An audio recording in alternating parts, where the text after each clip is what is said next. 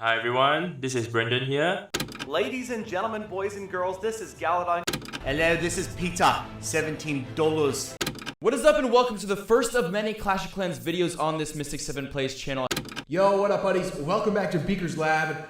The history of Clash of Clans is a tale as old as the idea of mobile games themselves. Soft launched in August of 2012 and later globally launched in October of 2013, this game has undoubtedly seen its fair share of content creators, players and enthusiasts alike come and go throughout the years. Undoubtedly, the same philosophy can be applied to the updates the game has received. All the way from Town Hall 8 being the max Town Hall achievable at launch, to the introduction of Town Hall 15 itself, with heroes of all kinds, troops, defences, buildings, features and pets sprinkled in, it's undeniable that throughout its illustrious 11-year history, Clash of Clans has evolved and adapted over time. Yet, with every game, there are periods where players tend to shift interest and where things become more stagnant than they once were. However, Clash of Clans as of late has been on a bit of a resurgence, and that resurgence will most likely intensify as the death of Clash Royale seems imminent by the day. Join me, for today we'll be discussing the unprecedented resurgence of Clash of Clans, the prelude, the conditions met to allow such a phenomenon to occur, and what this could mean for the future of the game.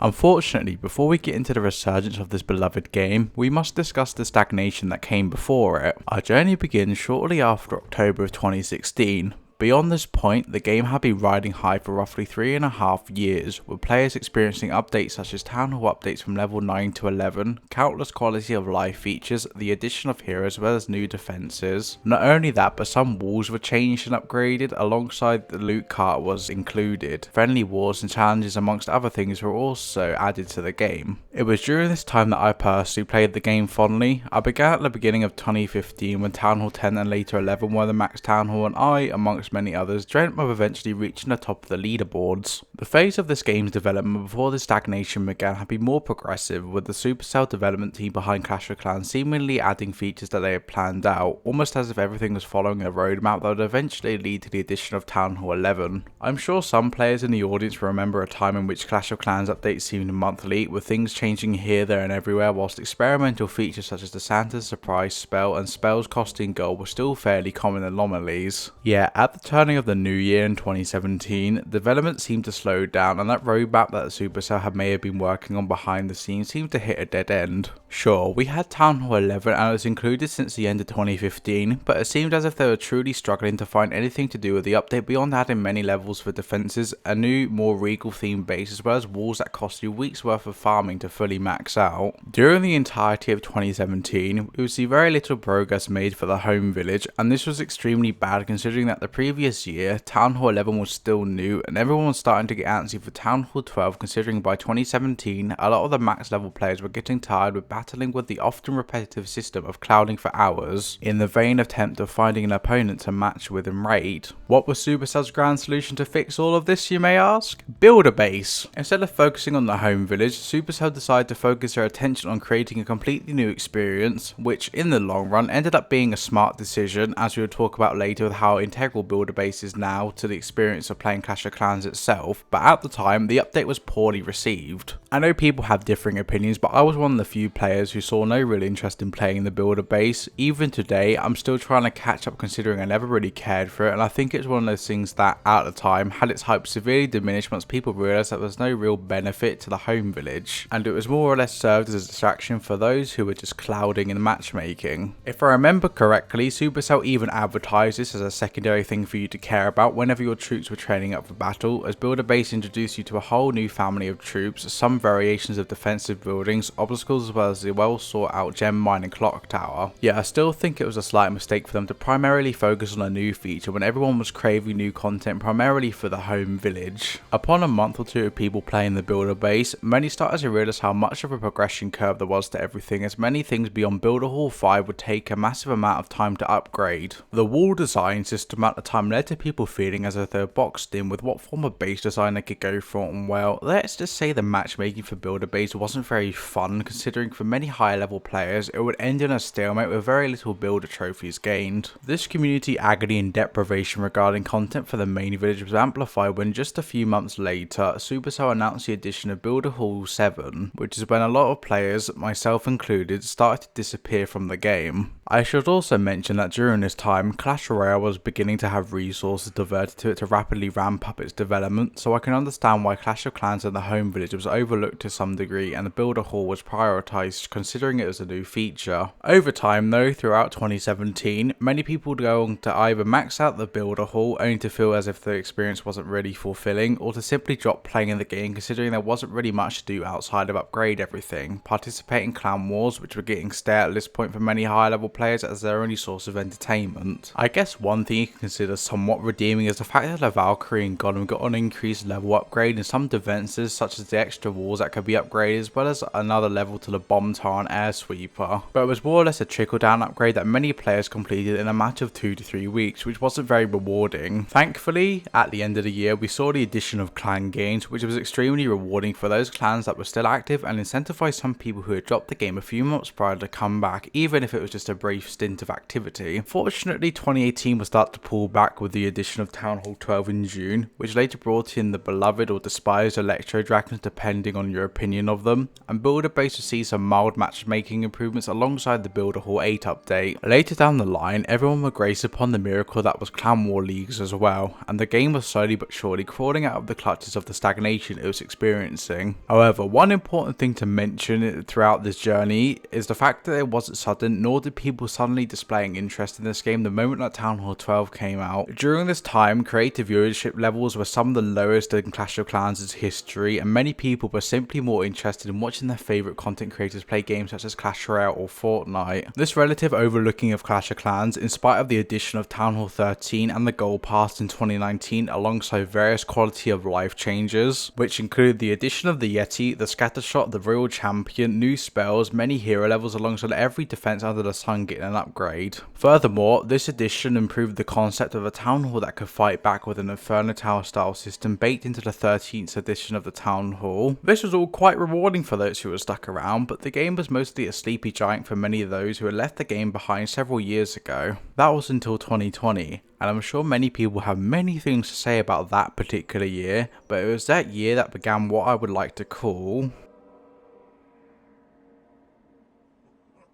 Now that everyone was locked inside their houses for a significant amount of time, many began to ponder their own reality alongside what they could do during that time. While some binge watched movies or shows, others held video calls with their lovers or played some games on their consoles, there was a significant amount of individuals who decided to return to Clash of Clans during this time. The first quarter of 2020 regarding updates was quite boring, as for many it just included many balance changes, but nobody was really complaining considering the game had evolved since they last logged on. Speaking from experience, I hadn't played Clash of Clans for around 2 years at this point, and I was Town Hall 9 by the time I returned. I ended up grinding out the first few months and absolutely bolting my way through Town Hall 9 halfway through Town Hall 10 before the first update came during this infamous year. However, in spring of 2020, Supercell would drop their most game-changing update since Town Hall 12, and that happened to be Super Troops. I'm sure everyone knows what Super Troops are, but for those who are unfamiliar, Super Troops are unlocked at Town Hall 11 and are essentially buffer versions of regular troops that you can boost up to 3 days using your beloved Dark Elixir. This update arguably added an immense amount of replayability, as it allowed people to experiment with new decks that they'd never done so before. And as it turned out, those seemingly insignificant balance changes further leveraged people into trying out these experimental decks to see whether or not they were a viable option. For the first time in a long time in Clash of Clans' history, people were beginning to have fun again, creating new decks and socialising inside the clans to make up for the time they were spending locked up inside their own homes. Furthering the madness that was 2020, in June of that same year, a new troop known as the Headhunter was added, which is essentially a troop that specifically targets heroes, something that the Clash of Clans community had wanted for quite some time. The Headhunter was seen as a counterbalance to the fact that the Archer Queen and Barbarian King managed to receive a maximum level cap of 75. 2020 was genuinely the first year in memory where it seemed as if Supercell had finally managed to get their Clash of Clans roadmap together once again, and it showed in the fact that the player base spiked during the summer of that year, in spite of everyone deciding to go outside again. More importantly though, the game's brief rocketing to the top of the App Store and Play Store leaderboards during 2020 introduced an entirely new generation of people to Clash of Clans. This year not only saw veterans logging into their own account, which was made easier thanks to the addition of Supercell ID, which was in beta at the time, it also saw those who were curious about the game and those who were watching their favourite content creators finally download the game to check it out. This whole effect of downloading Clash of Clans and playing it was also heavily bolstered by the fact that Supercell was starting to reduce the time it took to train troops, upgrade buildings, upgrade its troops, as well as paying due diligence by fixing some part of the matchmaking. Supercell also took it upon themselves to add sceneries to Clash of Clans this year, which further improves people's customizability and personality within their base and also enables Supercell to rake in some money without it being too intrusive. This year features so many quality of life updates that the community have been requesting for some time, and it truly paved the road for what would become the true Clash of Clans Resurgence. One more notable thing about 2020, other than the improvement on the Supercell ID system, was the fact that the Logmas update introduced arguably one of the most meta-shifting siege machines to ever exist in the form of the Log Launcher. This thing made walls in your opponent's base melt before your very eyes, although it was very slow and you had to risk the whole battle of time failing to achieve your success and also make sure you get the 3-star. 2021's earlier months were more focused around tweaking things, especially those that surround the lower town hall levels, as an exceptional amount of people were joining the game. This included massive price reductions as well as time reductions of pretty much everything going from Town Hall 2 all the way to Town Hall 6. This was also the time that the lower Town Hall levels got something known as the Starter Pass, essentially a version of the Silver Pass that happened to be free and is aimed towards helping lower levels progress before the actual Silver or Gold Pass unlocks for them at Town Hall 7. One juicy and massive update that seasoned this already delicious set of updates for players who are returning as well as beginning to max out the base was the addition of Town Hall 14. After years of update deprivation, it seemed as if Supercell was finally getting the memo that people wanted more attention paid to the home village, especially considering that the builder base was entering a stage of stagnation and severely needed an overhaul thanks to how unreliable the matchmaking was. I must state the importance of Town Hall 14 though. It introduced an entirely new troop variety known as pets, companions that can aid your heroes during times of combat. We had seen the addition of siege machines as well as super troops, but we had never seen a companion made for the heroes before, and it was clear that Supercell was starting to carve out a new league for the higher level players whilst leaving the lower level players to peacefully progress. This philosophy that Supercell chose when it comes to trickling up the complications of the game and the convoluted nature of it per town hall level instead of throwing everything at you is somewhat responsible for helping the resurgence of this game, considering that players aren't bombarded with 1,000 things to do the moment they level up from Town Hall 2 to Town Hall 3, and I really appreciate that. Anyways, moving forward, I'd also like to mention that all of these updates behind the scenes have been making the game much easier for casual players and especially free-to-play players. Sure, the gold pass may have been enticing for some, and especially for those who often donate inside of clans, but it wasn't something that gave an unfair advantage to those who wielded it other than cheaper upgrades, some runes and books too. Some variations of the gold pass, such as Clash Royale's pass rail, can seem more like a competitive advantage and incentivizes the player to actually spend more of the hard-earned cash and time on the game when they wish to be doing other things. This subsequently makes the idea of the gold pass and the somewhat fairly balanced silver pass seem much more rewarding for even the most casual of players, considering the challenge is exceptionally easy, at least inside of Clash of Clans. These changes behind the scenes, the balancing, quality of life improvements, the cost and time reductions on everything, made Clash of Clans a much more casual friendly experience for many, which is something that many had desired for years at this point, considering one big problem for Clash of Clans was the absurd amount of time it took for you to progress throughout some of the lower tier and middle tier town hall levels, which made sticking around only to see that your Archer Tower would take like 5 days to upgrade as a Town Hall 10 that much more agonizing. By reducing all the time required to complete everything whilst offering rows for people to earn their 5th and 6th builder via the builder base and also pushing through the leagues to Champions League, this arguably made the game much more fun for many, whilst for others it was more or less made into something that could be casually picked up once in a while as opposed to feeling the need to leave the game thanks to the fact that the upgrade time is seen perpetual, and well, not every human being wields patience that can stretch to infinity. All of these updates were leading to 2022, when life was returning to normalcy for those across the globe, yet to adapt to the times, Clash of Clans and its development team was finally listening whilst earning the trust of many thanks to their transparency, subsequently leading to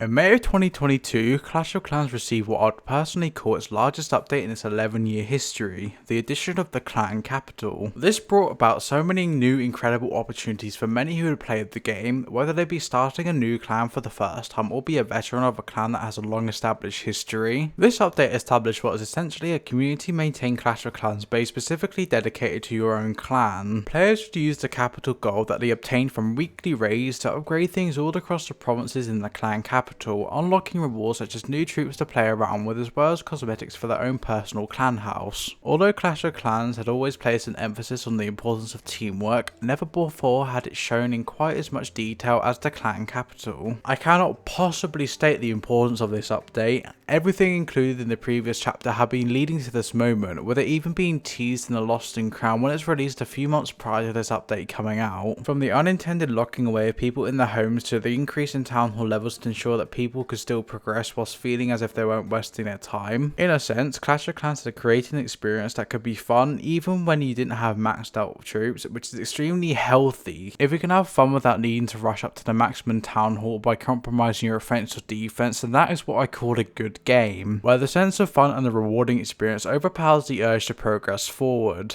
Of course, the capital hall update also made progressing forth a lot more enticing, considering upon raiding an enemy clan's capital, which may I add does absolutely no damage to their own capital hall, so there's no toxic sense of competition. You can earn raid medals after the raid weekend has concluded. These raid medals can be used inside of the trader shop or trader tent, whatever you like to call it, to purchase things such as loot, potions, and even books if you earned enough raid medals. Quite like the CWL shop, but there's no immense amount of pressure to succeed with every single attack that you swung forth in clan war leagues. Every weekend you could collect your raid medals and purchase something inside the raid shop, which furthered the enjoyment of all sorts of players, those who paid to gem things or for the gold pass, or those who simply relied on the silver pass and the free to play aspect of the game. When a game can thrive so hard to the point where you're able to unlock all kinds of rewards from simply playing the game and putting in the time, maybe even half an hour per day without there being a monetary incentive, that sort of freedom of playing experience of replayability to some extent can spawn a tale of immortality in some way. Surely I'm not the only one out there to decide to start up a new account to see how fast you can progress during this time, right? All of this capital hall praise and mention hasn't even come with the fact that they're entirely new troops unlocked, new sceneries, new buildings and defences that nobody had ever seen before, as well as the ability to reinforce your clan castle by essentially purchasing troops that went up to the maximum level your town hall would allow as per the clan castle troop cap with your raid medals. Also in the clan capital there's absolutely no builders. The moment you finished upgrading something alongside your clanmates, bam, it's complete just like that. I will admit I am someone who would often flirt around clans, and to a degree I'm still someone who hasn't gotten used to being part of a clan, considering I've always been someone who goes solo, but the raid weekends rewards as well as the raid medals themselves are extremely enticing and makes you want to hunker down inside of clans as well as establish a presence amongst a small community. This game is fostering friendships, ensuring that players of all kinds are rewarded for playing the game whilst continuously offering a new stream of content for those to enjoy. Although some home village updates were mostly restricted to those who are at higher level town halls, this update was focused on those who are town hall 6 or above, which is a good majority of the Clash of Clans player base at this point, as rocketing through the other 5 town hall levels is a breeze. All of this, and I haven't even mentioned the immense update that was town hall 15. Admittedly, Supercell were pushing it a little bit with the town hall updates, considering the common free to play player was still struggling through town hall 13 and 14. Yet as for now, Supercell has tabled off this updating, and that's a good thing considering town hall 15 is definitely worthy of more content, such as the extra pets they decided to add in a recent update alongside the extra defense levels. A massive update that put the cherry on top in 2022 though was the fact that your troop costs were completely extinguished and terminated, which made training an army that you wished for basically your dream's might. Whether you be someone who pushed trophies, a farmer, or somewhere in between, your army no longer sucked away any of your precious loot, and you could use it for ventures such as upgrading your heroes, your defenses, your offensive capabilities, as well as your troops. There were also many updates in 2022 that furthered the improvement of the game's quality of life, but one thing I must mention that brings us to the present is what seems to be the mishandling of Clash Royale. Clash Royale's recent mismanagement has opened up opportunities for those who retired Clash of Clans years ago to return, and to a degree, player counts have already received a slight spike from those wishing to return to Clash of Clans, seeing the obvious downfall of Clash Royale. I really don't want to spit on Clash Royale's grave again, considering I've done that once with a video already, but as an example of what you shouldn't do with a game as opposed to what Clash of Clans is doing right. Whilst experiencing Clash Royale is much more direct and the competitive advantage you give to your players is much more pronounced, the advantage advantage paying players in Clash of Clans receive is a lot less direct and more or less revolves around them not needing to spend as much time waiting for upgrades and are obvious consequences for rushing Clash of Clans, as it's a lot more balanced than Clash Royale ever will be. It is undeniable that the nostalgia value for Clash of Clans is now swiftly increasing, considering that Clash Royale seems to be going down the count and Clash of Clans itself is reaching quite a defining age where people are curious to try it out, or people are remembering, as it seems to be a game blessed with immortality when in reality it's the power of the developers and the fact that they're making positive decisions whilst listening to the community in the process. Much of Clash of Clans is made by the community, with countless ideas suggested on the forums throughout the years that turn into actual ideas and principles that people can toy around with inside of the game itself. It's this community feedback and the developers' willingness to listen to it that has arguably made the game more sentimental for many, as it feels like you're much more than just a number amongst a horde, but that you matter, and it's that self-gratification that you do matter to Supercell that arguably makes Clash of Clans even more rewarding than it already is. Another thing that I'd like to mention is the fact that content creators are starting to slowly but surely return to this game or are trying it out for the first time. Take Matt Shea as an example, someone with an audience of around 3 million subscribers, and they played Clash of Clans for the first time, and they seem to be someone who are enjoying it as they're creating a series out of it. It's that sort of first time experience that can inspire players to download the game and try it out for themselves to match the experience of their favourite content creators, and I can only hope the cycle continues with content creators new and old deciding to reflect and try out Clash of Clans once again, at least now that it's starting to surge in popularity after remaining a sleeping giant for so long. This direction that Supercell is taking Clash of Clans in can only go up at this point, and it's extremely gratifying seeing how healthy of a state Clash of Clans is now in, considering I've been a fan of the game for almost a decade at this point. Anyways, I think that draws the conclusion of the video for today. I'd like to say a huge thank you to those who tuned in.